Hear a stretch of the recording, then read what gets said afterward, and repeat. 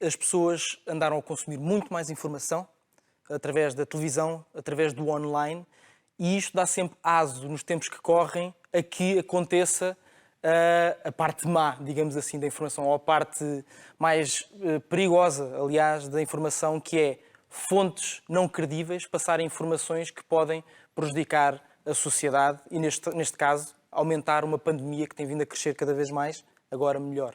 The UN has already drafted a somewhat preemptive strategy to keep progress towards the Agenda 2030 for Sustainable Development Goals. Nonetheless, how far back are we now on that plan, and which goals do you consider to be more at risk?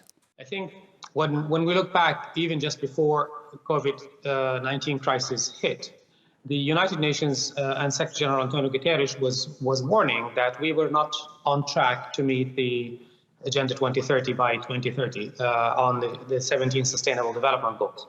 And of course, this crisis came to compound the impact. It is not only a health crisis, it's a human crisis. When this is over and this is behind us, we should not go back to business as usual.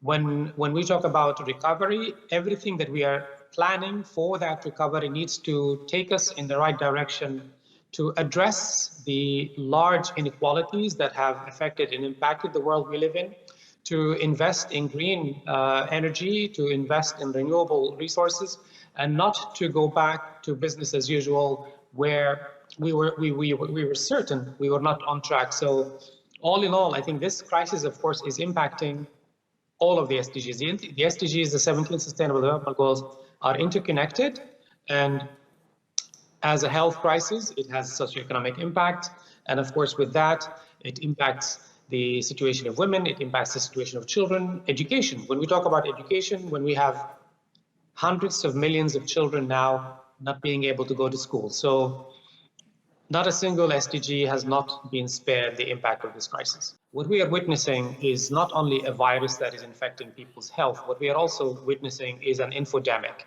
Not only a pandemic, but also an infodemic where we are seeing proliferation of false news, fake news, conspiracy theories that are not only hampering the response to the crisis, but also actually endangering people's lives.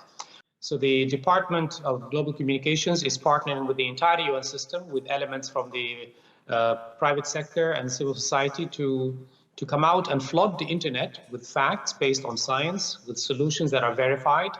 And that will take place on Thursday this week. And we hope that every channel, every media organization will seek to ensure that whatever information that they are putting out is information that is verified by the United Nations, verified by the World Health Organization. Positive development happened last week. There was an initiative for an acceleration of work to reach a vaccine launched, initiative by the EU, but also joined by other leading nations and the United Nations and World Health Organization.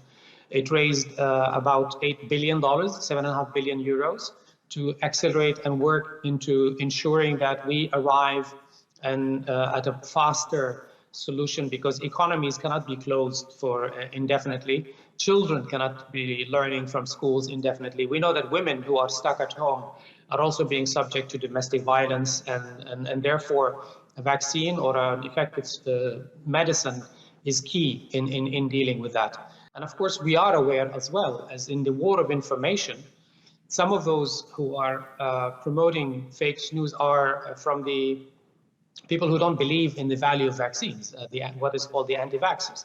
So they were also going to come on the offensive when a vaccine is reached.